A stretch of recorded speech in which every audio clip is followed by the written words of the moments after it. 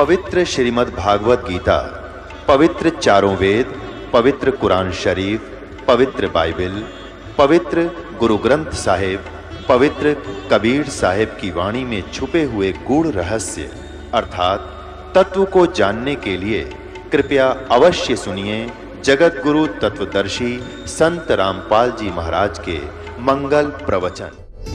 सत साहिब दर्शकों, जब कोई व्यक्ति अपने धर्म में बताई गई हर साधना, हर पूजा, हर भक्ति को पूरे मन से करता है और फिर भी उसे ऐसी भयंकर बीमारी घेर ले जिसकी औषधि उसे कहीं भी न मिले, न किसी डॉक्टर के पास, न किसी तांत्रिक के पास और न किसी धर्मगुरु के पास, तो उसका मन पूरी तरह टूट जाता है।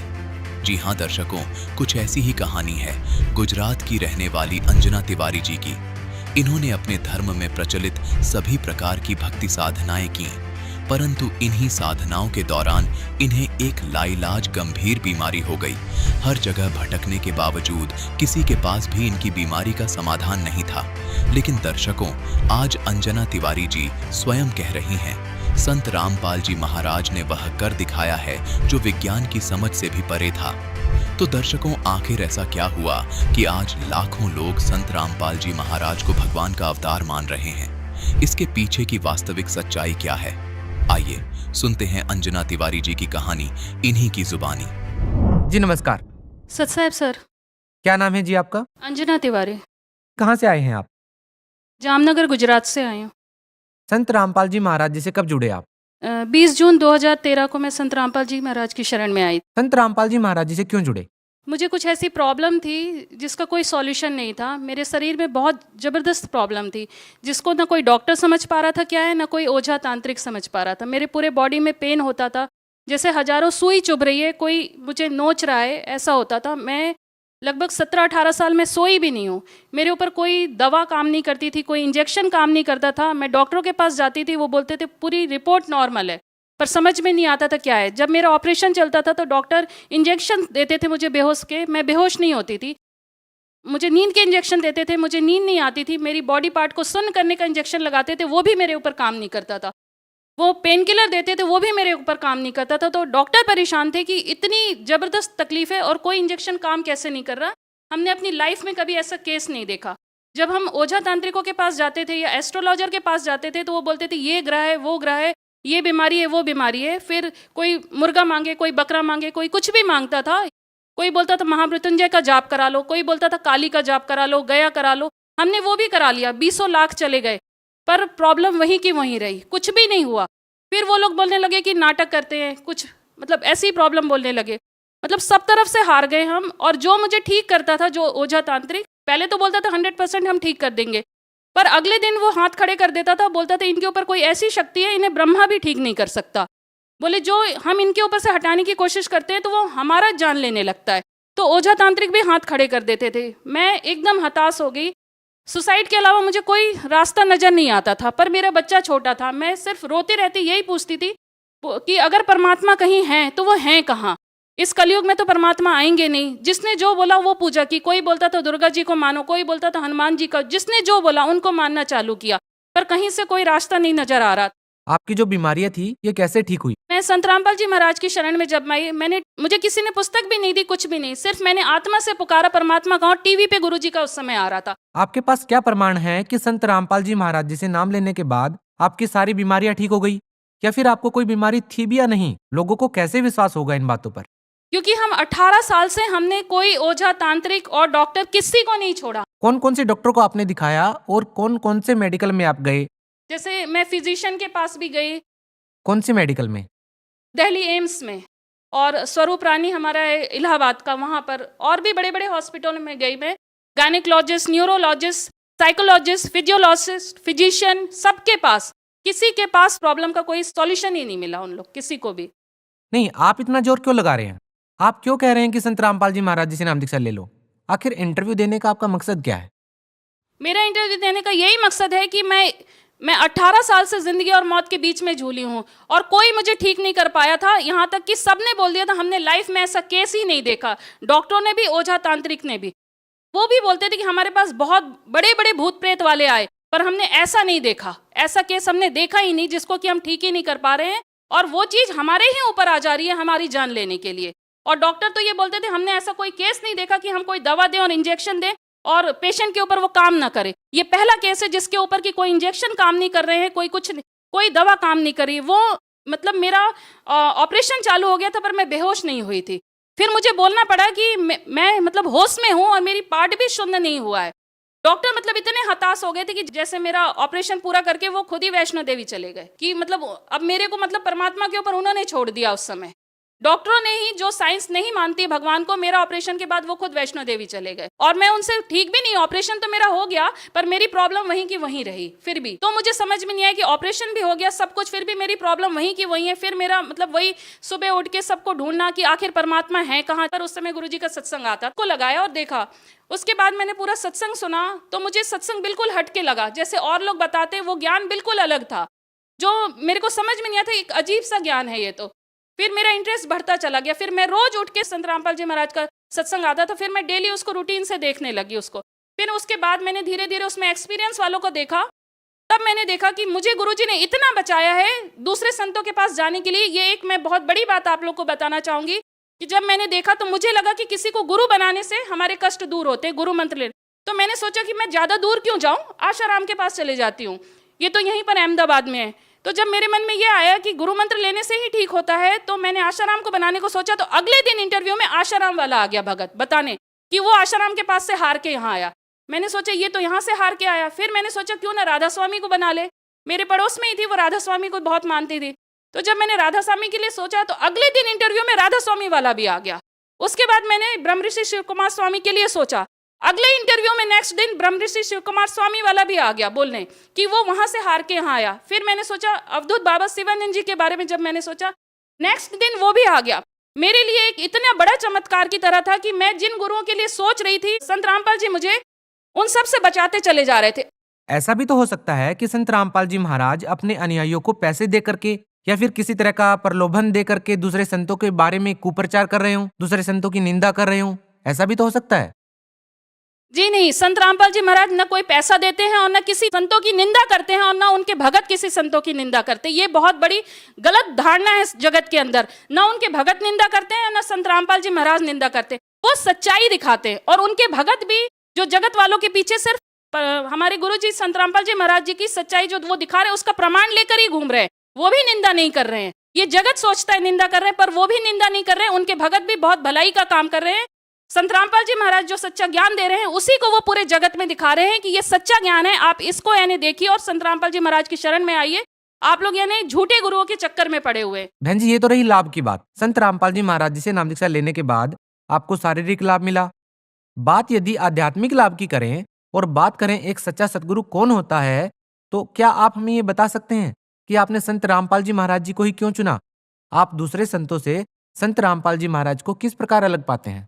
क्योंकि दूसरे संतों ने हमें मतलब ये आध्यात्मिक ज्ञान दे ही नहीं पाए। वो सृष्टि रचना भी नहीं बता पाए। वो ब्रह्मा विष्णु महेश के माता पिता भी नहीं बता पाए। दुर्गा जी के पति कौन है उन्होंने हमें कोई ज्ञान दिया ही नहीं ऐसा जिससे कि हम विश्वास करें। और संत रामपाल जी महाराज पूरा मतलब पूरी एक एक टॉपिक पूरा दिखाते हुए हमको पूरा ज्ञान करा रहे और वो भी पूरे शास्त्र खोल के हमें, वेद कुरान बाइबल गुरु ग्रंथ साहिब पूरे खोल के हमें दिखा रहे हैं सच्चाई। बिल्कुल सही बात है। बहुत सारे धर्मगुरु हैं, लोगों को ये डिसाइड करना मुश्किल हो गया है कि कौन सही है और कौन गलत है। प्रैक्टिकल करके लोगों को पता चल रहा है कि कौन सही है और कौन गलत है। जैसा कि आपने प्रैक्टिकल किया और पाया कि आपको जो शारीरिक परेशानियां थी वो संत रामपाल जी महाराज जी से नाम दीक्षा लेने के बाद ठीक हो गई। इसी प्रकार संत रामपाल जी महाराज जी से लाखों लोग जुड़े हुए हैं। संत रामपाल जी महाराज जी के जो फॉलोअर्स हैं वो बढ़ते जा रहे हैं। यदि आपसे बात करें अन्य अनुभव के बारे में तो आप संत रामपाल जी महाराज जी से नाम दीक्षा लेने के बाद उन अनुभव के बारे में बताइए जो आपको प्राप्त हुए हैं। और लाभ जैसे ये हुए हैं कि पहले मेरे हस्बैंड हाई पोस्ट पे हैं, डीजीएम की पोस्ट पे, लाखों की तनख्वाह उनकी है। पर मैं जो तकलीफ झेल रही थी उसमें हमारे घर में 1 रुपए भी नहीं होते थे, क्योंकि जितनी तनख्वाह थी उसका डबल हमारा हर महीने ओझा तांत्रिकों के पीछे जाता था। और जब से मैं संत रामपाल जी महाराज की शरण में आई हूँ मेरा 1 रुपया नहीं गया। आज 4 साल हो रहे हैं लगभग। मैंने कोई दवा भी नहीं खाई है, कोई भी नहीं। इवन मुझे सर्दी खांसी और बुखार भी नहीं होता है। जो लोग संत रामपाल जी महाराज जी से जुड़ना चाहते हैं, उनसे नाम दीक्षा लेना चाहते हैं, वो संत रामपाल जी महाराज जी से नाम दीक्षा कैसे ले सकते हैं? आज संत रामपाल जी महाराज ने हर डिस्ट्रिक्ट में नामदान केंद्र खुलवा दिया है। संत रामपाल जी महाराज की ये जो ज्ञान समझता है उसके बाद वो अपने नामदान सेंटर पे अपने डिस्ट्रिक्ट में पता करके वहां जाके नाम उपदेश ले सकता है। संत रामपाल जी महाराज जी के बारे में आप क्या संदेश देना चाहेंगी? मैं सभी अपने जगत के भाई बहनों से यही बोलना चाहूंगी कि जैसे आप हर चीज ट्राई करते हो, एक बार आप संत रामपाल जी महाराज को भी ट्राई करके देखिए, उनकी पुस्तक ज्ञान गंगा पढ़िए, उसमें यानी सच्चाई देखिए। आप जो अपने जो भी पूजा पाठ करते हो, देवी देवताओं को मानते हो, आप एक बार सिर्फ शास्त्रों में लिखा है कि कलयुग केवल नाम आधारा सुमर सुमर नर उतरे पारा। तो जब हमारे शास्त्रों में ही लिखा है कि कलयुग में भक्ति इतनी आसान होगी कि नाम सुमरण से इंसान पार हो जाएगा, तो फिर ये लाखों मंदिर क्यों बने हुए हैं? यहाँ क्यों लोग जा रहे हैं? क्यों लोग बद्रीनाथ केदारनाथ जा रहे हैं जब हमारे शास्त्रों में ही प्रमाण है? जब हमारे शास्त्रों में ही प्रमाण है, ये पंडित ही हमें बोलते हैं कि बहुत खुशनसीब है वो जिन्हें मनुष्य जन्म मिलता है मनुष्य जन्म के लिए, तो देवी देवता भी तरसते हैं। तो यहाँ पर ही आप अपना कॉमन सेंस यूज कर लीजिए कि जो देवी देवता भी मनुष्य जन्म पाने के लिए तरसते हैं, तो उन देवी देवताओं की पूजा करके हम कहाँ जाएंगे? देखिए, आप एक एजुकेटेड महिला हैं। मेरा अंतिम सवाल आपसे ये है कि आपका ज्यादातर फोकस अन्य धर्मगुरुओं के ऊपर ही क्यों रहता है? क्या आप लोग हिंदू धर्म के खिलाफ कोई साजिश तो नहीं रच रहे हैं? जी नहीं, ये हमारे संत रामपाल जी महाराज का ये जो भी प्रचार है, ज्ञान का जो सच्चाई है, वो किसी धर्म से रिलेटेड है ही नहीं है। ये तो उनके उसमें ही लिखा हुआ है कि जीव हमारी जाति है, मानव धर्म हमारा, हिंदू मुस्लिम सिख ईसाई धर्म नहीं कोई न्यारा। हम सिर्फ ये कह रहे हैं कि हमारे धर्म ग्रंथों में जैसे पूजा पाठ लिखी है, बस हमें उसी तरीके से करनी है। और संत रामपाल जी महाराज भी हमारे जो धर्म ग्रंथों में लिखा है उसी के अनुसार हमें भक्ति करा रहे हैं। जी, बहुत बहुत धन्यवाद। सत साहिब। दर्शकों, अभी आपने सुने संत रामपाल जी महाराज से दीक्षा प्राप्त करके सुखी हुए भक्त के अनुभव। अब देखिए जगत गुरु तत्वदर्शी संत रामपाल जी महाराज के मंगल प्रवचन। अब क्या कहते हैं, जय तुझे राजपाट भी चाहिए, हमरा धर ले ध्यान। कहते विभीषण का भाग बडेरा, दासा तन आया तिस नेड़ा। दासा तन आया बिस्वे बिसा, जाको लंक दई बख्शीसा। ऐसा दासा तन है भाई, लंक बकस्ते वार न लाई। आदीनी के पास है ये पूर्ण ब्रह्म दयाल, मान बढ़ाई मारियो बेअदबी सरकाल। कहते विभीषण का भाग बडेरा, बड़भागी था वो जिसमें दासातन आधीनी आई। और ऐसा दासातन है भाई, ये आधीनी ऐसी वस्तु है, लंक बकसते वार नहीं लाई। सोचा भी नहीं तो रामचंद्र जी खुद भी तो अपना आदमी बिठा सकते थे लंका में, लेकिन मालिक की दया थी, एकदम सेकंड भी नहीं लगाए, विभीषण को बिठा दिया। सर्कमस्टांस परमात्मा ने बनाए। तो यहां कहते हैं ऐसी ये आधीनी विनम्रता, इसमें इतने गजब के गुण हैं, जो भक्ति करे आधीन रहे। लेकिन ये तो है पिछले इतिहास। परमात्मा अपने सामर्थ्य को आपके हृदय में बनाए रखना था कि है कोई शक्ति ऐसी जो ऐसी अनहोनी भी कर सकती है जो कोई नहीं कर सकता। लेकिन अब इस समय में आपको वो यथार्थ ज्ञान भी देना है और भक्ति भी देनी है। तो कहने का भाव ये था कि हम पहले सतयुग त्रेता द्वापर में हम दुखी नहीं थे। आज से 50 वर्ष पहले का तो मेरे भी याद है, ऐसे कोई रोग भयंकर गामा में हमने देखा नहीं। जो आज कैंसर तो ऐसी होगी जैसे खांसी जुकाम होया करे, क्यों कर्म इतने बिगड़ गए हमारे। हमने कर्म बिगाड़ लिए और मिलना वही था जो हमारे भाग में है। ये हमें को बताने वाला मिला नहीं, को दर्द ये करने वाला नहीं मिला कि गलत कर रहे हो बच्चों, ये मत करो, जहर खा रहे हो तुम। तो हमने 50 साल में इतने कर्म बिगाड़ दिए, अब सबकी बिरानमेटी हो रही है। यहाँ देख रहे हो आप कितने दुखी हो गए। तो ये बच्चे अनजानपने में विष खा के गलतियां करके पाप को मांगे, अब ये भोगने पड़ रहे इनको। अब इस परमात्मा के पास वो पावर है, शक्ति है कबीर साहब के पास, ये हमारे पिता है। बच्चा कितनी गलती कर ले, माँ बाप के पास आकर फिर से क्षमा याचना कर ले, तो उसको फिर से सारी सुविधा सौंप देता है, बेटा ठीक ठाक रहे, कर ले, सारी सुख देगा। तो ये वो समर्थ है। गलतियां होगी, इसको भी मालूम है, अनजान नहीं है ये। लेकिन अब टिके रहना, यहाँ पर जो रोगी आते हैं अधिकतर आते हैं, भक्तों के अनुभव सुन के आने लग गया, अच्छी बात है। और तो कोई ठिकाना है नहीं, वो तो सब जगह भटक तो लिए ही है। यहाँ तो सुख होगा ही होगा, लेकिन होगा उनको जो कति और आस छोड़कर जब यहाँ आएंगे। अब अधिकतर देख रहा है दास, भगत लेते चल तू वहां जाते ठीक हो जाएगा। अब वो दुखी है, उन सोचते चलो वहां भी देख लेता हूं। तो जो ये सोच का है चलो वहां देख लेता हूं, फिर यहाँ भी ऐसी सुविधा उसको नहीं मिलेगी। यहाँ तो कति समर्पित होकर आवे, अखे परमात्मा हमें और कोई जगह ठिकाना नहीं रहा, और दया कर 2 मिनट में ठीक करे, 3 मिनट नहीं लगे।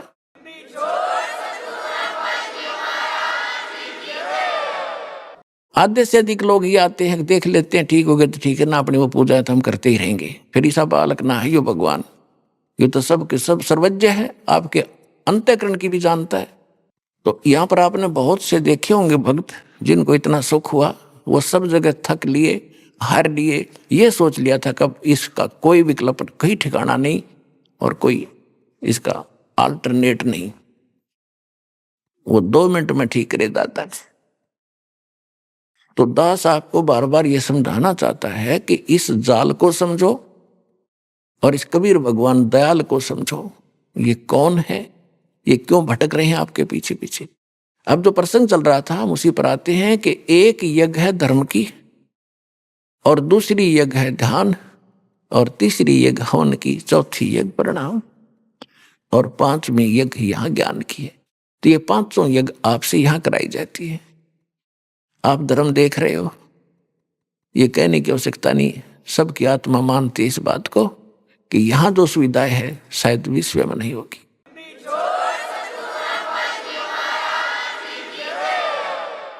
ये किस कारण से है, ये भी आपने सोचना पड़ेगा। यहाँ आपके पिता का घर है, यू पूरे विश्व के प्राणियों का पिता कबीर साहब है, और उस कबीर परमात्मा का घर है। वो अपने बच्चों को इतना सुख देता ही देता है। और सतलोक में चले जाओगे तो बिराने घर में, दूसरे के लोक में इतनी सुविधा कर रखी दाता ने। जब अपने घर जाओगे अपने लोक में, वहां जाने के बाद देखना आपको कितना सुख होगा। आप गलत लोक में फंस गए। अनसा देश सुदेश का यू पड़ा कुदेशा आए, जाका चारा मोतियां वो घोग्यों क्यों पति आए। ये परमात्मा सुनाया करते थे आके कि तू उस सुदेश से आया है, अच्छे लोग का आया हुआ, या कुदेश में गिर गया, ये बुरा लोग है, या सपने में सुख नहीं। कहीं आप जंगल में देखो जाके, शेर दाव लगाए बैठा है, हिरण मृगों की लाइन आ रही है, झपट कर खा जाता है। शेष बच्चों को वो लिए भागे फिर रहे हैं, मेरा परिवार है, मेरा परिवार है। कोई भैंस गाय जा रही है, उनको पकड़ के झपट के मार लेता है। तो ये काल ऐसा है, इस लोक में आप ऐसे में रह रहे हो। पग पग पर यो तग तक मारे, काल अचानक बाणा। पग पग पर तक तक का मारे, तुम्हें जब चाहेगा उसी को झपट लेगा। कहीं एक्सीडेंट करा देगा, कि तो फ्लड ला देगा, कहीं भूकंप के कारण या रोग के कारण, हार्ट अटैक के कारण। इसने तो रोज 1 लाख जीव खाने हैं, और आप इसके लोक में और सुख खोज रहे हो, क्योंकि आप अभी तक उस लोक से परिचित नहीं थे जो गीता अध्याय नंबर 18 के श्लोक नंबर 62 में कहा है। गीता अध्याय नंबर 15 के श्लोक नंबर 4 में कहा है कि अर्जुन तू सर्वभाव से उस परमेश्वर की शरण में जा। गीता ज्ञानदाता कहते उस परमेश्वर की कृपा से तो परम शांति को और शाश्वतम स्थानम, यानी उस अविनाशी स्थान सत्यलोक अमर लोक को प्राप्त होगा, जहां जाने के बाद साधक फिर लौटकर कभी संसार में नहीं आते। और परमात्मा से परिचित ज्ञान से आदरणीय गरीबदास साहिब जी ने कहा है कि सतगुरु मिले तो इच्छा मेटे, पद मिल पदे समाना, चल हंसा उस लोक पठाऊं जो आदि अमर अस्थाना। 4 मुक्ति जहां चंपी करती माया होरी दासी, दास गरीब अबे पद पर से वो मिले राम अविनाशी। शंखों लहर मेर की उपज कैर नहीं जा कोई, दास गरीब अचल अविनाशी सुख का सागर सोई। अब यहां तो स्वर्ग चले गए, तो वापस गरीबदास जी ने कहा है कि आगे गए ना बावड़े, ये रहते भी सब जाही, बिन साहिब की बंदगी कहीं ठोर ठिकाना नहीं। आज आप यहां पर हो, खूब व्यवस्था है, बढ़िया कोठी कार, बेटे बेटी सब सेट हो रहे हो, कल मृत्यु होगी, पुण्य किए हैं स्वर्ग में जाओगे। यहां से हुई चलो चलो उठाओ फूको गाडो, स्वर्ग चले गए। स्वर्ग में अपने पुण्य जितने थे वह मलाई खाई, खत्म हुए पुण्य, चलो नरक में डालो। जब नरक का समय पूरा हुआ, चलो गधा बनो। गधे का समय पूरा हुआ, मृत्यु हुई, चलो कुत्ता बनो। कुत्ते की समय पूरा हुआ, चलो फिर सुअर बनो। और फिर कभी मनुष्य बने तो फिर मनुष्य बनो, फिर मरे फिर चलो। या चलो चलो तो भाई सतलोक आश्रम से मिटेगी। या जितने जल्दी आ जाओगे उतना जल्दी कल्याण होगा।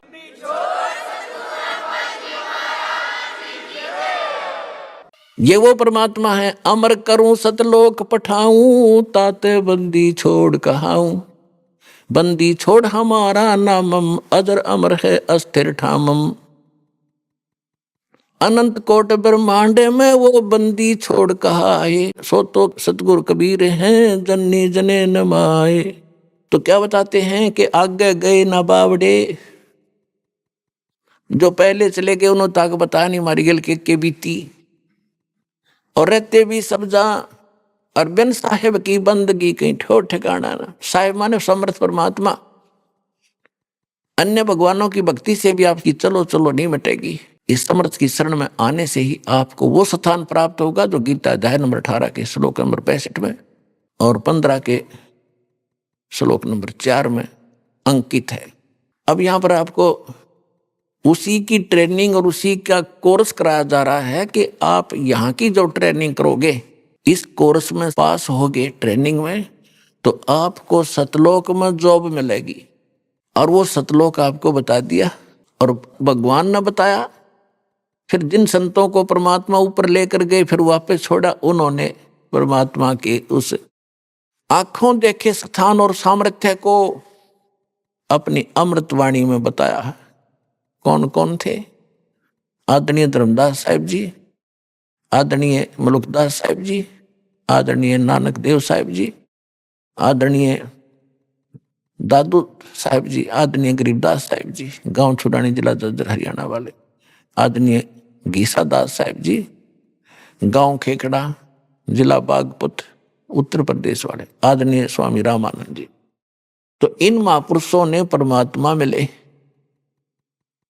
और उन्होंने उस परमात्मा से परिचित होकर उस लोक को देखा और फिर हमारे को बताया। लेकिन हम नहीं समझ पाए, हम बालक थे, हमारी बुद्धि इतना काम कर नहीं थी उस समय, क्योंकि हम शिक्षित नहीं थे। और शिक्षा आपके लिए एक बार तो ये अभिशाप बन गई हमारे लिए। ये दास देख रहा है, क्योंकि दास को मालिक ने ऐसे समय में जन्म दिया कि हमने पिछला जमाना भी देखा जिसमें कितनी शांति होती थी, गांव में कितनी शांति थी, कितने प्यार से रहते थे, एक दूसरे की इज्जत कैसी होती थी। अब बच्चा माँ बाप के सामने कोई उल्टा बोलता नहीं देखा। बालक दूसरी बात है, बड़े होने के बाद इतनी लज्जा करा करते एक दूसरे बड़े छोटे की। रिश्तेदारों में कितना प्रेम था। अब ब्याह पाछा हो है, तलाक पहले होले है, वह पीछे होता बच्चों का मुकदमा पहले दर्ज हो जाता है तलाक का या दहेज का, कि जीवन है कोई। हम बगैर ज्ञान के गलतियां कर रहे हैं।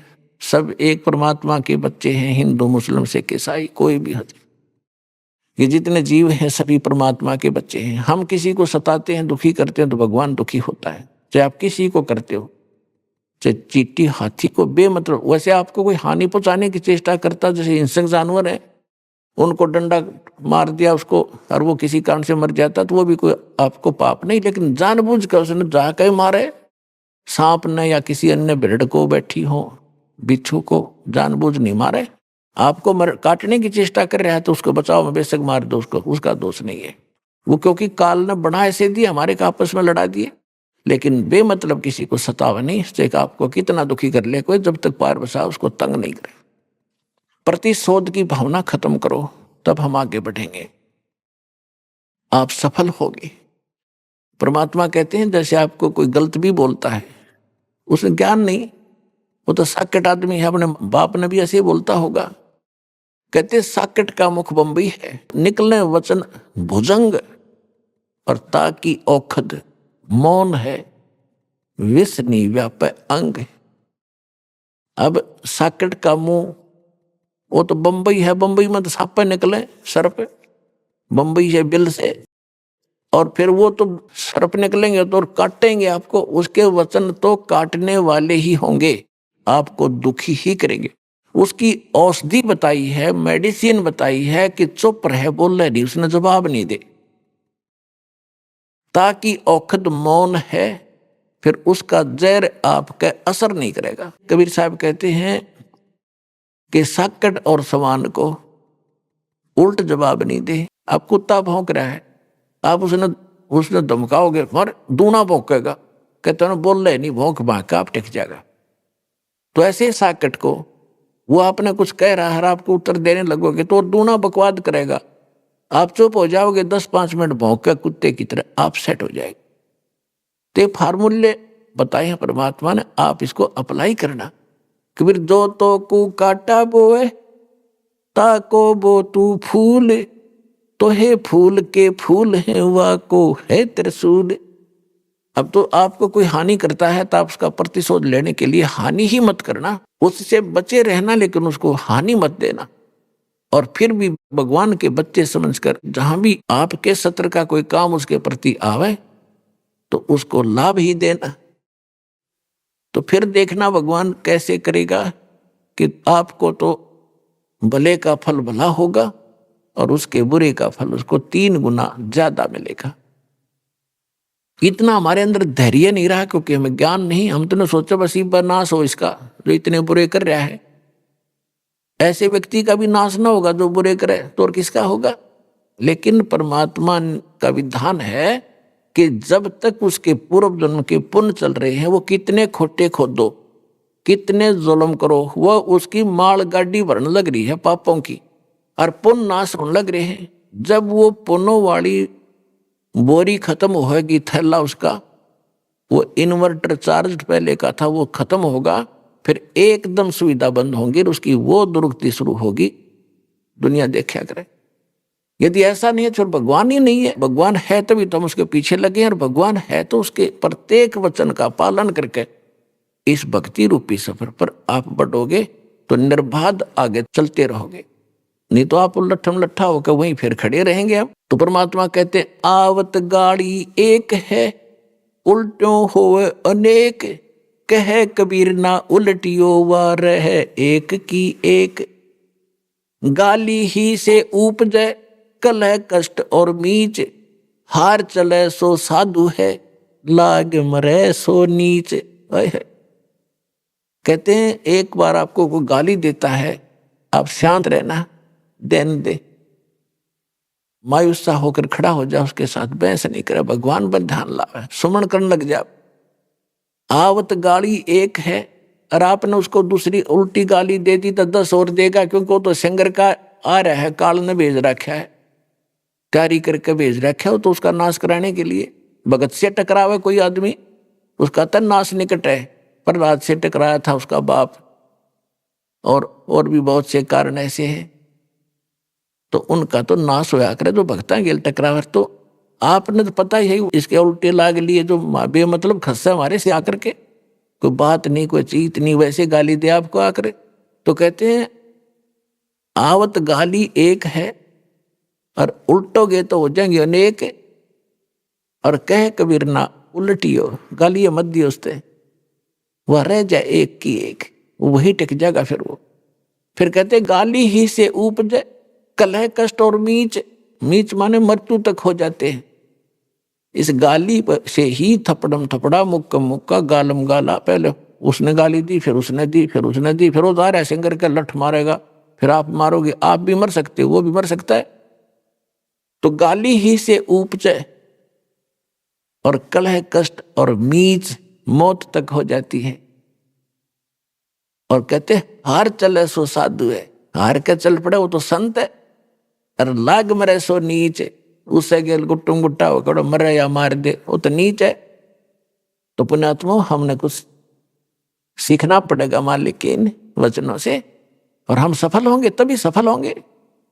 आप देख रहे हो इस दास के साथ 1994 से लेकर आज तक, जब से ये मार्ग शुरू किया है, 2-3 वर्ष तो कम लोगों को पता लगा, फिर तो मस्तारना शुरू कर दिया। इन नकली संतों ने अपने शिष्यों को भुका भकूक ऐसा जुल्म करा, लेकिन हम शांत रहे, मालिक के वचनों पर डटे रहे और अपना उद्देश्य नहीं छोड़ा। आज हम सफल हुए, वो सारे फेल हो गए, और एक दिन ऐसा ही आपके साथ होगा।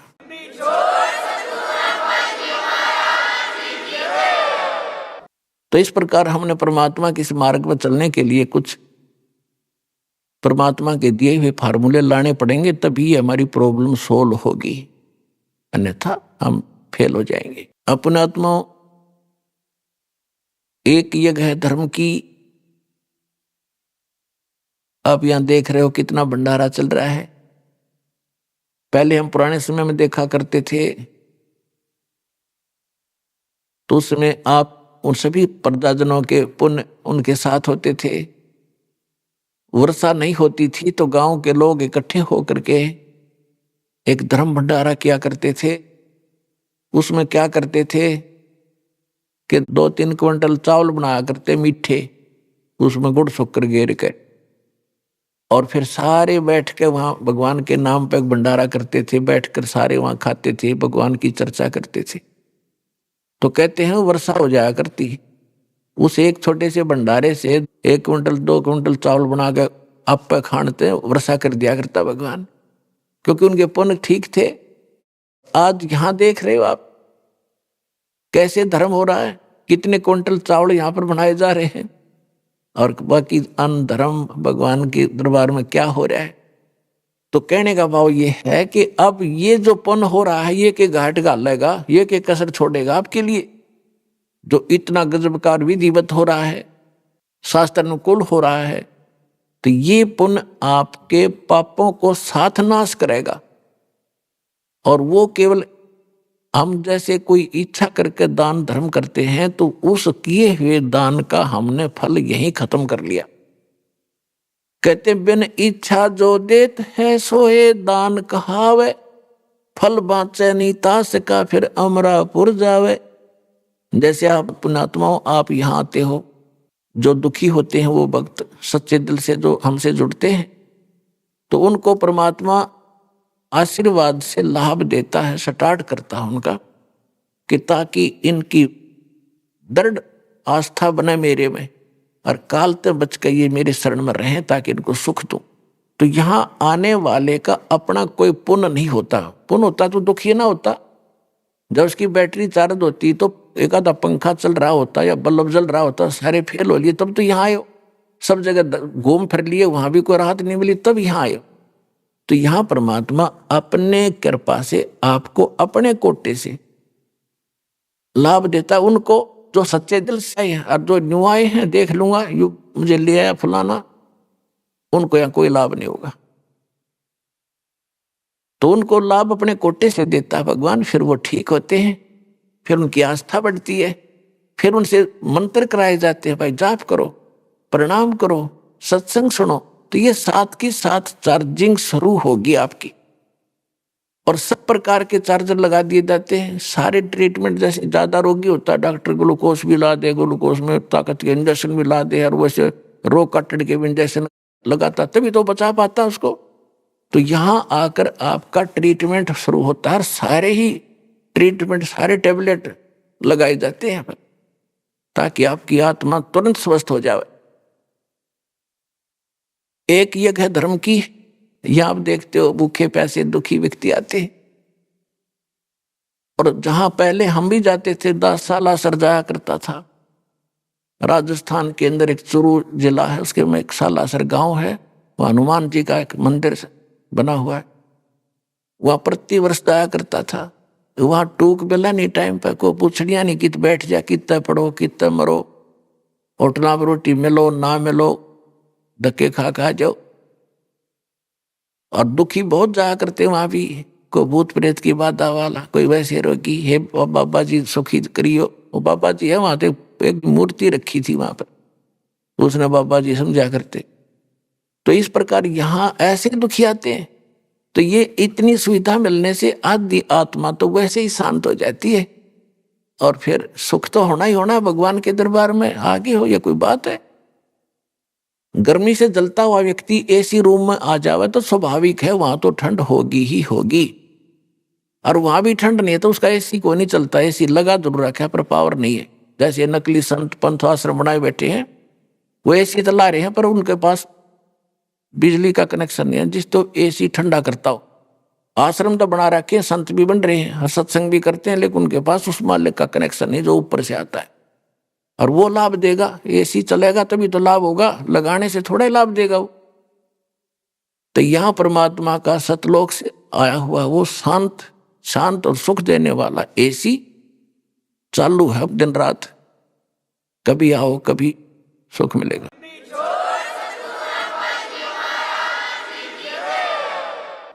एक यज्ञ है धर्म की और दूसरी यज्ञ है ध्यान। जब आपको यहां बुलाया जाता है, देखो पुण्यात्मा बच्चा स्कूल जाता है और अध्यापक यदि वो 1 दिन 2 दिन लगातार नहीं आता है तो अध्यापक उनके माता पिता को संदेश भेजता है, या तो अपने बच्चे को भेज देना, ये फेल हो जाएगा, मेरी जिम्मेवारी नहीं है। और हम एक रोजी रोटी के लिए अपने बच्चों को 18-20 वर्ष तक फ्री छोड़ देते हैं बेटा, और धन भी लगाते हैं, तब वो केवल एक रोजी रोटी ही तक का जुगाड़ कर पावा तो कर पावा, ना भी हो। या सभी जो शिक्षा ग्रहण कर रहे हैं सारे नौकर नहीं लग सकते, और सभी एक जैसा उद्देश्य लेकर पढ़ रहे हैं, और उनको मिलना उनकी किस्मत ही मिलनी है। और परमात्मा के लिए हम जितना भी समय और धन व्यय करेंगे आपका व्यर्थ नहीं जाएगा। कबीर कमाई आपनी कदे न निष्फल जाए, 7 समुद्र आडे पड़ो वो मिले अगाऊ आए। धर्म तो धसके नहीं है, धसके तीनों लोक, खैरायत में खैर है कीजे आत्मपोख। धर्म का नाश नहीं होगा चाहे तीनों लोकों का नाश हो जाएगा। परमात्मा से प्रश्न करते हैं कि एकम एका होएगा ये विनसेंगे कैलासे, धरती अंबर जावेंगे तब कहाँ रहेंगे तेरे दास। एकम एका होन दे और विनसन दे कैलासे, जो सतनाम आश्रित है वो मुझ में रहे मेरे दास।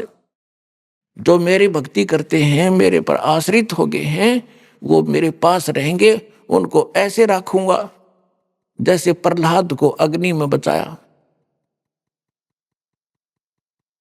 अग्नि का क्या गुण है? फूकना, जला देना। प्रहलाद नहीं जला, तो ऐसे मेरे भक्तों को रखूंगा। ये तो नाश तो होएगा लेकिन मेरे भक्तों का नाश नहीं हो सकता। हमारा भक्त पिछोड़ी होई तुम्हारा नाम ना लेवे कोई, फिर भगवान का नाम और निशान खत्म हो जाएगा।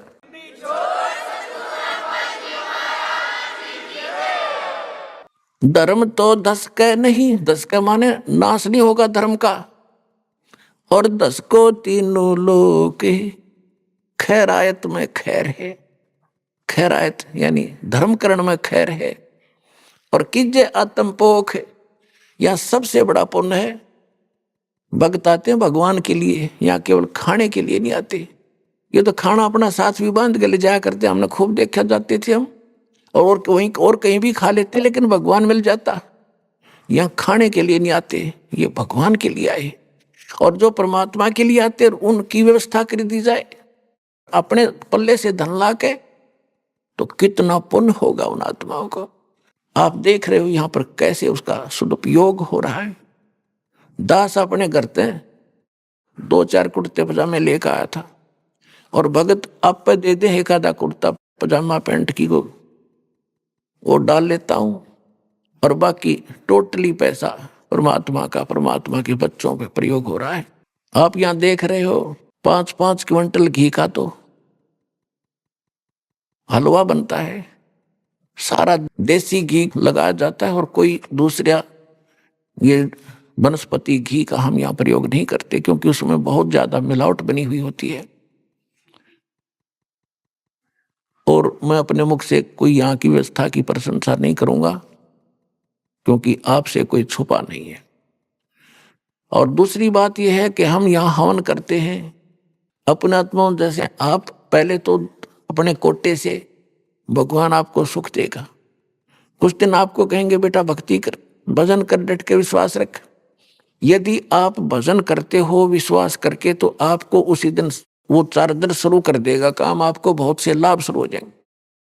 और फिर भी 1-2 महीना आप ये सुमन कर रहे हो, फिर भी लाभ नहीं हो रहा, पता होता है दास को कि ये भक्ति ढंग से नहीं कर पा रहा।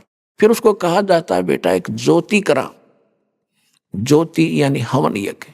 धर्म तो वो करते ही आप आते हो, धर्म यज्ञ में थोड़ा बहुत दान कर दिया, कोई 10 रुपये 100 रुपये डालते ही हो, ताकि ये तो स्वाभाविक है आपका, वैसे भी आपका पहले से स्वभाव है धर्मकरण का। तो उससे क्या होता है कि उसका फल आपको तुरंत मिल जाता है। फिर कई कहते हैं जी मैं ऐसे ऐसे एक पाठ कराऊंगा, मेरा लड़का हो जाता है, या मेरा फलाना काम हो जाए तो एक पाठ करा दूंगा, संकल्प कर लिया और आपने वो काम भी हो गया, आपने पाठ करा दिया, तो वो बराबर हो गया। आपने जो पाठ कराया और वो जो किसी उद्देश्य से अपनी मनोकामना पूर्ति के लिए, तो वो काम भी हो गया और उसका फल भी बराबर हो गया। बिन इच्छा जो देत है सोए दान कहावे, फल बाँचे नहीं तास का फिर अमरापुर जावे। बगैर किसी मनोकामना पूर्ति के जो आप पाठ, ज्योति या वैसे सेवा दान करते हो, कहते वो दान कहता है। उसमें दोनों फल मिलते हैं, आपकी मनोकामना पूर्ण भी होगी और आपके उसमें भक्ति के अंकों में भी इसकी कुछ ग्रेस मार्क साथ लगता। जैसे बच्चे का प्रैक्टिकल के 10 नंबर और मिला करें, तो ये प्रैक्टिकल वाले नंबर आपके इसमें और मिल लेंगे साथ में, और वो काम तो होगा ही होगा। बिन इच्छा जो देता है सो दान कहावे, फल चावे नहीं तास का फिर अमरापुर ले जावे। इस तरह हम सतलोक जाएंगे। फिर तीसरी यज्ञ है धर्म हवन की, चौथी यज्ञ प्रणाम। आप यहाँ प्रणाम करते हो, प्रणाम का अर्थ यूं नहीं है कि देखा देखी कर लिया फिर उठ लिए और फिर मन में वो बकवाद नहीं। इस मन को और इस परमात्मा के ज्ञान से इसको नम्र करना है, इसका अहंकार तोड़ना है, इससे अभिमान टूटता है। दास को पता है एक छोटी सी पोस्ट थी जेई की और पता नहीं क्या समझा करता अपने आप ने। और जो पहली बार गुरुजी के दरबार में गया, दूसरे प्रणाम करे थे, मैंने देखूं था कोई दिक्कत नहीं है, कुछ जान पहचान वाला, और फिर प्रणाम करी। इतना अभिमान था, बेइज्जती होगी। और आज फिर जब ज्ञान हुआ, क्योंकि जब तक हम खाली हो लिए थे, भक्ति थी नहीं, और भक्तिहीन प्राणी इतनी अकड़ किया करता, भक्ति युक्त प्राणी कभी अकड़ नहीं करता, उसमें स्वाभाविक ऐसा गुण होता है। और फिर ऐसा भाव बना, प्रणाम ना करे इतना दिल नहीं डटे, चाहे रेत में लौटना पड़े, चाहे गारा में गुरुजी दिखे, और समर्पित और न जल करा, क्योंकि हमारी भक्ति बढ़ गई। जैसे आप देखते हो सरसों बोते हैं, सरसों बोते हैं, उसका फली आती है प्रारंभ में, तो उसमें कोई दाने नहीं होते, यानी वो कीमती वस्तु नहीं उसके अंदर, इसलिए वो यूं खड़ी है उसकी सारी फली। और जो जो वो दाने बढ़ते जाएंगे, परिपक्व होते जाएंगे, इतने झुक जाएगी न्यू और धरती पर टेकने न छूने को हो जाएगी, क्योंकि अब उसमें कीमती वस्तु विद्यमान है, उसमें वो धन आ गया। तो इसी प्रकार जिस व्यक्ति में भक्ति बढ़ती चली जाएगी, वो सरसों की तरह उसमें भक्ति धन इतना जोर देगा कि वो धरती में टिका के रखेगा, टेकन न हो जाएगा। यानी जड़ों प्रणाम तक करूँ और चाहे रेत में लौट जाऊं दाता के लिए, इस माटी का के बनेगा, या कल फूक दी जाएगी, इसको ऊपर गधे लौटेंगे, कुत्ते लोट मारा करेंगे। क्या खा के इस मिट्टी का अभिमान करते हो हम? ये मन इतना बेहुदा हो गया। अब इस ज्ञान से इसमें नम्रता आवेगी, और नम्रता होगी तो भगवान निकट रहेगा आपके। अभिमान परमात्मा को कति पसंद नहीं, और हम उसको ज्यादा लिए फिर रहे थे, तो ये व्यस निकाला जाएगा अभिमान वाला। इस परिणाम से कहते जय गोपाल दंडवत करो, पैरों पड़ प्रणाम, पर दुआ करो दिल पाक से, वो असली सलाम। जय गोपाल दंडवत कर, जैसे जय गोपाल बोलिया करते पहले हुए, उनको समझा रहे हैं भगवान। और दंडवत पैरा पड़ प्रणाम, लेकिन दुआ करो दिल पाक से।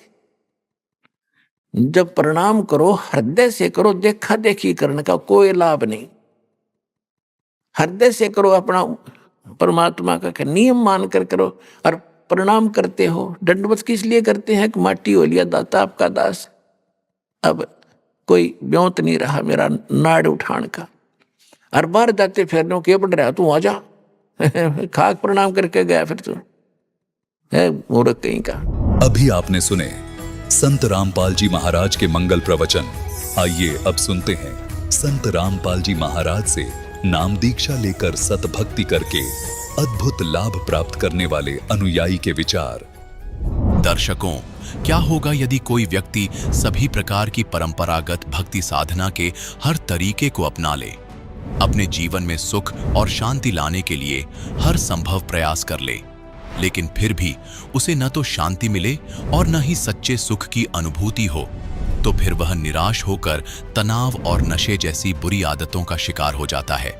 दर्शकों, ऐसी ही कहानी थी झारखंड के रहने वाले फूलचंद करमाली जी की। फूलचंद जी पहले हिंदू धर्म में प्रचलित सभी भक्ति साधनाओं का पालन किया करते थे, लेकिन इसके बावजूद भी इन्हें न तो शारीरिक सुख मिल पा रहा था और न ही मानसिक शांति। लेकिन दर्शकों, आज फूलचंद जी का कहना है कि जब से मैंने संत रामपाल जी महाराज से नाम दीक्षा ली है, तब से मेरी जिंदगी की रूपरेखा पूरी तरह से बदल गई है। दर्शकों, आखिर आज फूलचंद जी हिंदू धर्म में प्रचलित सभी साधनाओं को शास्त्रों के विरुद्ध क्यों बता रहे हैं? आखिर फूलचंद जी को संत रामपाल जी महाराज ने ऐसी कौन सी जड़ी दे दी जिससे इनके नशे की आदत तक छूट गई? आखिर इसके पीछे की सच्चाई क्या है? आइए सुनते हैं फूलचंद करमाली जी की कहानी, उन्हीं की जुबानी। नमस्कार जी। नमस्कार। क्या नाम है जी आपका? फूलचंद करमाली। फूलचंद जी, आप कहाँ से हैं? ग्राम नवाडी, पोस्ट टांगटोना, थाना कसमार, जिला बोकारो, राज्य झारखंड से हैं। संत रामपाल जी महाराज से नाम दीक्षा आपने कब ली? 15 अप्रैल 2020। क्या क्या भक्ति साधनाएं करी आपने अभी तक? नाम लेने से पहले सभी देवी देवता का भक्ति करते थे, पूजा पाठ करते थे। तो फिर संत रामपाल जी महाराज जी की शरण में आने का क्या कारण बना? संत रामपाल जी महाराज जी के शरण में इस तरह से आए, मेरा भाई जो हमसे छोटा है वो पहले नाम लिया हुआ है गुरु जी के शरण में, संत रामपाल जी महाराज जी के शरण में पहले आया हुआ है। तो वो जब हमको एक ज्ञान गंगा पुस्तक दिया, बोला कि भैया एक बार इस पुस्तक को पढ़ो, ये बहुत अच्छा लिखा हुआ है, इसमें भक्ति बताया गया है। तो हम उसको इग्नोर कर देते थे। तो एक दिन वो सत्संग सुन रहा था शाम के समय में, तो हमको अच्छा नहीं लग रहा था। उस बगल में ही हम रहते थे, ज़ोर ज़ोर से साउंड करके सुन रहा था। तो हम उसको मना करने के लिए गए, बोले भाई थोड़ा कम साउंड करके सुनो या तो बंद करो, हमको नहीं अच्छा लगता है। तो भाई बोला कि भैया इतना चिढ़ो मत, थोड़ा सा आके बैठ के देखो, अगर अच्छा नहीं लगे तो आज के बाद हम नहीं चलाएंगे यहाँ सत्संग। तो हम सोचे कि भाई रिक्वेस्ट कर रहा है तो एक बार देख लेते हैं। तो देखने लगे सत्संग, तो बहुत अच्छा लगने लगा धीरे धीरे।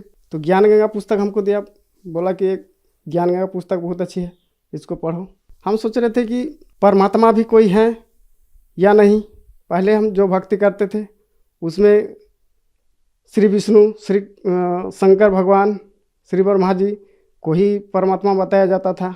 लेकिन हम दिमाग में कन्फ्यूजन रहता था कि श्री विष्णु, श्री ब्रह्मा, श्री शिव, ये तीनों अलग अलग हैं। फिर कभी बताते हैं कि नहीं तीनों एक ही हैं। फिर विष्णु पुराण जब हम लोग देखते थे तो उसमें बताता था कि नहीं विष्णु भगवान सर्वे सर्वा हैं, परमात्मा बताते हैं उसमें। और जब महादेव जी का देखते थे सीरियल तो उसमें बताता कि नहीं महादेव जी हैं सृष्टि के रचयिता। हम तो कन्फ्यूजन में थे तो हम समझ नहीं पाते थे, लेकिन ये चीज़ हमको दिमाग में रहता था कि कोई तो होगा जो सबका सृष्टि किया हुआ है, सबका रचना किया हुआ है, लेकिन हमको ये मार्ग नहीं मिल रहा था। हम शुरू से ही भक्ति में आस्था रखते थे, लेकिन इन्हीं देवी देवता के चक्कर में हम कन्फ्यूजन में रहते थे। तो ज्ञान गंगा जब मिला हमको, सृष्टि रचना पढ़े तो हमको समझ में आया कि नहीं परमात्मा है, जिनकी भक्ति करने से सभी का कल्याण होता है, रोग दुख करते हैं, वो सभी प्रकार के कष्टों को निवारण करते हैं। तो उसी बीच में तो मेरी दीदी का दिमागी दौरा हो गया और वो लॉकडाउन के समय में था। हम लोग सभी इधर उधर इलाज करते जा रहे थे, लेकिन कहीं पर इलाज नहीं हो रहा था, कोई इलाज करने के लिए तैयार नहीं था। ओझा वैद्य भी हम लोग कराए थे। लास्ट में हम लोग को मैंने समझ में आया कि परमात्मा तो हैं। मेरा भाई बोल रहा था कि नहीं सो अगर परमात्मा के शरण में जाती तो ये ठीक हो जाती। तो हम लोग फिर विचार किए सभी को कि एक बार चलते हैं, नाम लेते हैं और फिर देखते हैं क्या होता है। संत रामपाल जी महाराज जी के नाम ले लिए ऑनलाइन के थ्रू से। जैसे कि आपने बताया कि आपने संत रामपाल जी महाराज से ऑनलाइन नाम दीक्षा ली, तो संत रामपाल जी महाराज से ऑनलाइन नाम दीक्षा लेने के बाद क्या आपको लाभ भी हुए? जी, लाभ यह हुआ कि दीदी धीरे धीरे ठीक हो गई। वो उसका दिमागी हाल खराब था, वो पागल हो चुकी थी और लॉकडाउन में कोई इलाज नहीं कर रहा था। दीदी को हम लोग पहले दिखा रहे थे उस तरह का कि कहीं भूत तो नहीं लगा है, कहीं वो किसी ने या तो डरा दिया है या तो कुछ किया है, तो इस तरह से ओझा वैद्य कर रहे थे। तो ओझा वैद्य से भी नहीं ठीक हो रहा था।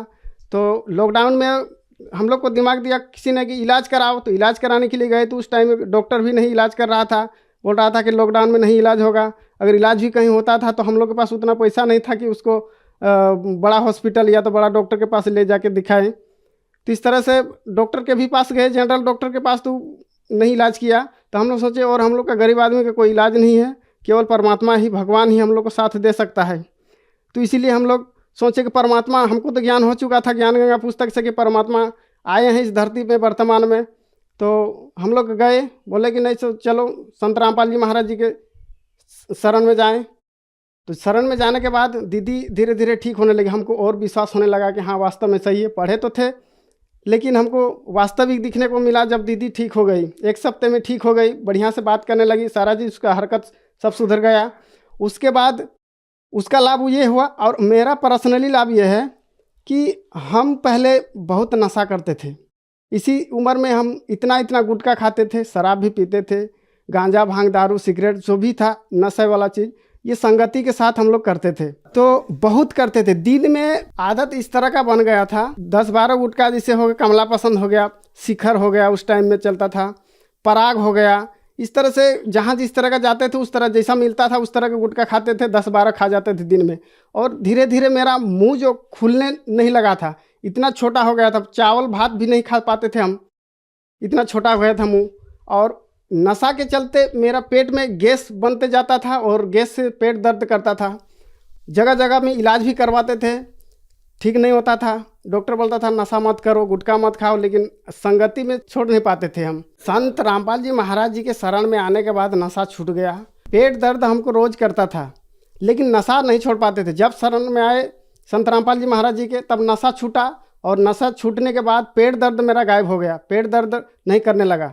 उसके बाद और मेरा बीमारी था क्या कि डिप्रेशन में धीरे धीरे हम जाने वाले थे।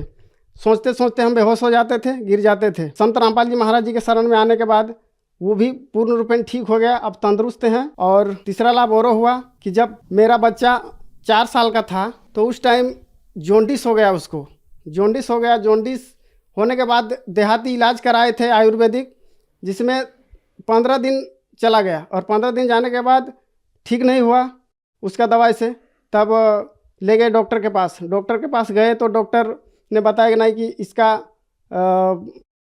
खून बनना बंद हो गया है, और खून बनना बंद हो गया है, अब नहीं बनेगा, इसको खून चढ़ाना पड़ेगा, तभी जाके आपका बच्चा रह सकता है, नहीं तो नहीं बचा पाएंगे इसको आप। तो हम लोग गरीब परिवार से हैं, इसके वजह से खून तो रोज़ चढ़ा नहीं पाएंगे, प्रत्येक महीना चढ़ाने का बोल रहा था कि प्रत्येक महीना चढ़ाना पड़ेगा। तो हम लोग सोच रहे थे कि इतना खून कहाँ मिलेगा, कौन देगा, कैसे बचा पाएंगे, बहुत टेंशन में हो गए थे हम लोग। डॉक्टर ने जवाब दे दिया था, बताया था कि इसका खून बनना बंद हो गया है, अब इसका कोई इलाज नहीं है, इसका इलाज ऊपर वाला ही कर सकता है, बाकी हमसे नहीं होगा। जब तक ये ज़िंदा रहेगा तब तक इसको महीना महीना में खून चढ़ाना पड़ेगा, नहीं तो ये ज़िंदा नहीं रहेगा। संत रामपाल जी महाराज जी के शरण में आने के बाद हम लोग प्रार्थना लगाए, और प्रार्थना लगाने के बाद वहाँ से आदेश आया कि परमात्मा दया करेंगे, और उसके बाद फिर चेक करवाए। चेक कराने के बाद पॉजिटिव रीजन आया कि इसका खून बनना चालू हो गया है, और आज अभी एक बोतल भी पानी नहीं चढ़ाई या तो खून नहीं चढ़ाई उसके पास, और अभी बच्चा तंदुरुस्त है, स्वस्थ है। देखिए, ये सिकलिन का बीमारी था बच्चा का, जो पॉजिटिव बताया था, जिसमें खून बनना बंद हो गया था, और खून महीना महीना चढ़ाने को बोला था डॉक्टर, जब तक जिंदा रहेगा। इसका कोई इलाज नहीं है। बच्चा का नाम है उदय कुमार, 4 साल उम्र है इसका। फिर जब संत रामपाल जी महाराज जी के शरण में आए, प्रार्थना लगाए मालिक के शरण में, तो प्रार्थना लगाने के बाद इसका रिपोर्ट फिर से चेक करवाए तो इसका खून बनना चालू हो गया था। पहले इसका इतना ग्राम खून रह गया था, 4.6 ग्राम। संत रामपाल जी महाराज जी के शरण में प्रार्थना लगाए, हे परमात्मा, अगर इस बच्चे का खून बनना बंद हो गया है, नहीं अगर खून बनना चालू होता है तो नहीं बचा पाएंगे परमात्मा, सो आप दया कीजिए। उसके बाद हम रिपोर्ट फिर से करवाए, चेक करवाए तो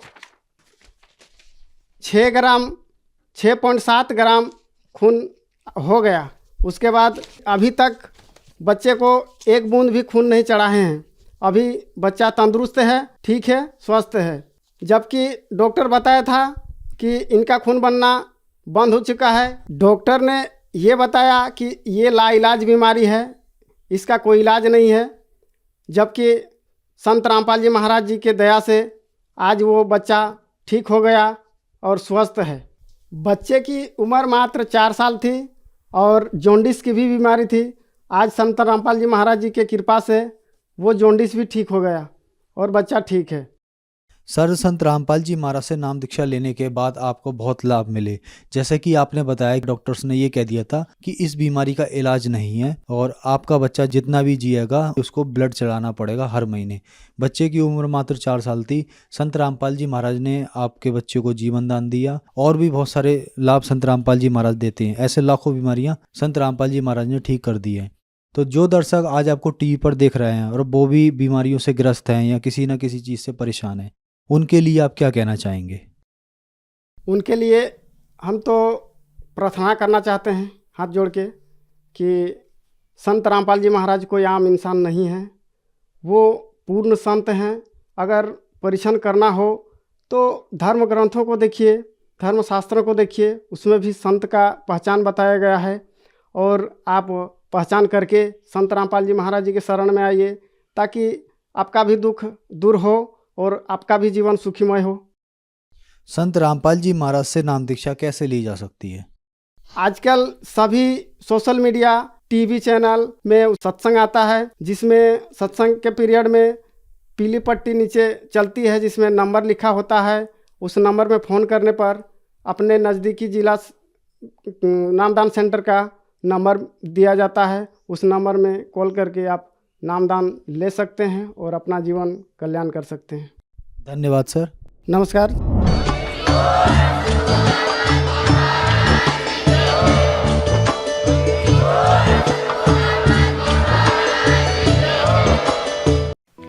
आप सुन रहे थे जगत गुरु तत्वदर्शी संत रामपाल जी महाराज के मंगल प्रवचन। अधिक जानकारी के लिए संपर्क करें।